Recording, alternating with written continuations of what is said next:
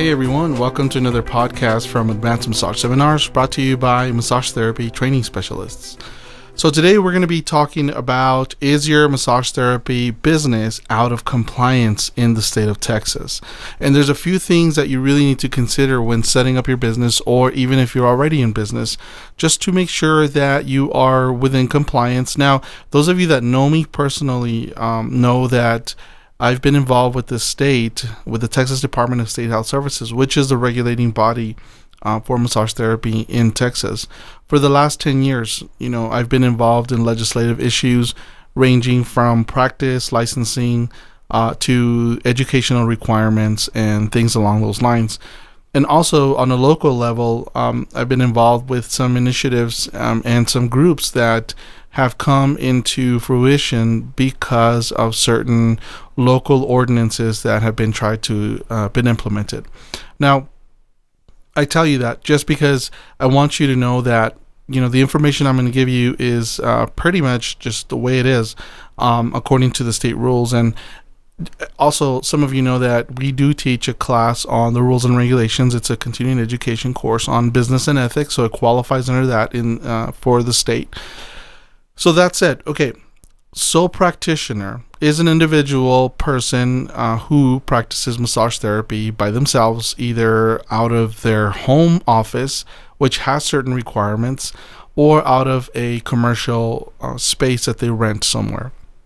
So in Texas, if you have a home office, there are a few things that you need to look at to make sure that you're not out of compliance. One is that your home office has to have a separate entrance, basically its own entrance into your massage area, and any connecting doors to the rest of your household have to remain locked. Now, in addition, the area that you do massage cannot be, for example, a bedroom by night / massage therapy room by day. It cannot be occupied for any other purpose other than massage therapy, and that's a 24/7 thing. The other thing is that there has to be running water, to include hot water, and you have to meet all the sanitation requirements as well. So that's if you're practicing in your own place, at home, in your home office. But the same goes for your commercial space that you rent somewhere. You've got to have running water, so on and so forth, and meet the sanitation requirements. Now, here's the thing. A lot of folks share offices and they share space.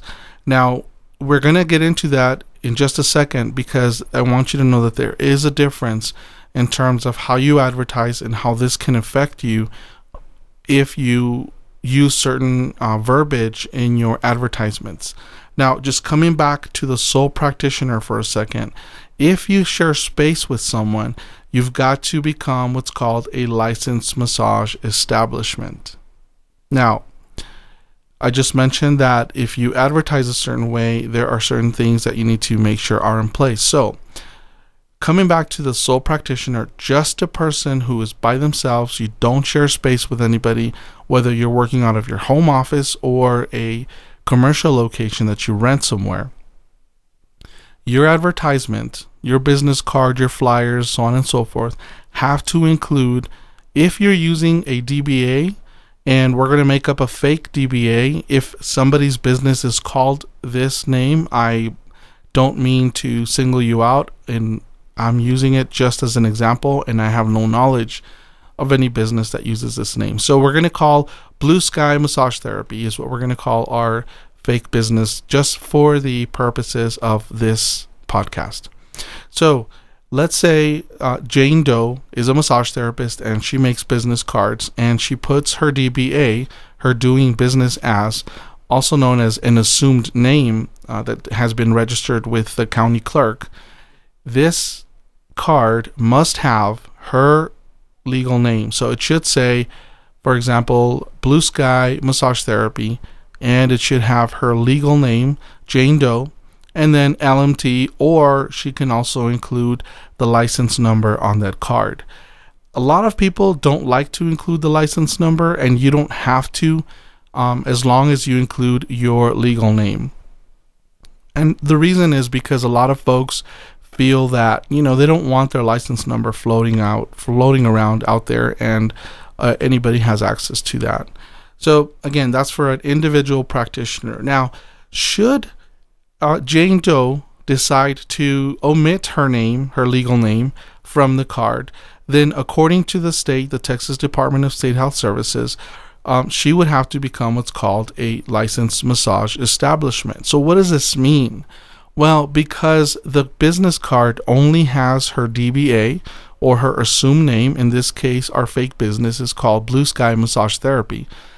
And the state is going to look at that if it ever comes into question and an investigation or an inspection takes place. Then the state designates that, in the way they see it, is the public doesn't immediately know that is an individual practitioner. So again, if you use a DBA or an assumed name and you make any type of advertisement or marketing materials, any collateral products, you have to include your legal name along with your DBA or your assumed name. So I know that's a little confusing, but if you have any questions, send us an email, info@Advanced Massage Seminars. So now let's dissect what is actually a licensed massage establishment, or what constitutes a business to have to get this additional license.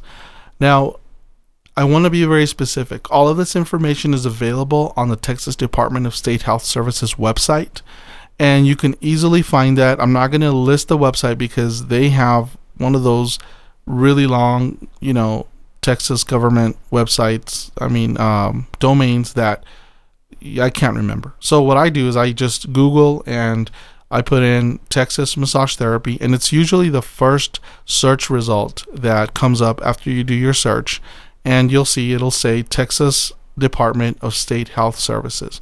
Now, this is the agency that is responsible for regulating the practice and licensing and all educational requirements, to include continuing education providers in Texas.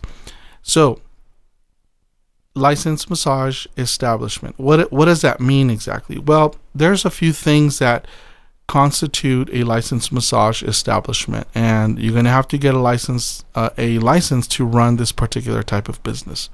Basically, what it means, just to begin with, is any place of business that offers massage therapy and there's more than one therapist providing services at this particular place. So again, because it's no longer a sole practitioner or individual providing massage services or massage related services that require a license at this particular place, then what that means is the state, you've got to announce to the public, according to the state, that there's more than one therapist at this location. And how do you do that? So you've got to get what's called, again, a license for a massage establishment. So if there's more than one massage therapist working out of the same office, then you have to get, again, what's called a license to run a massage therapy establishment. Remember what I said about marketing, though. If you're an individual practitioner and you make a card and you have Blue Sky Massage Therapy, if you include your legal name along with your credential, LMT, for example, in Texas, then you're considered an individual provider. But just because you market this way, if you share an office, then that is no longer valid. You are now using a business place that should be designated as a licensed massage establishment. So remember, this regulation applies to all and every and all therapists in Texas, or anybody advertising or using the word massage or any derivative of that particular word as outlined by the state rules, that if you use the word massage, you've got to get, one, a license. Also, if you're sharing an office, you're now a licensed establishment.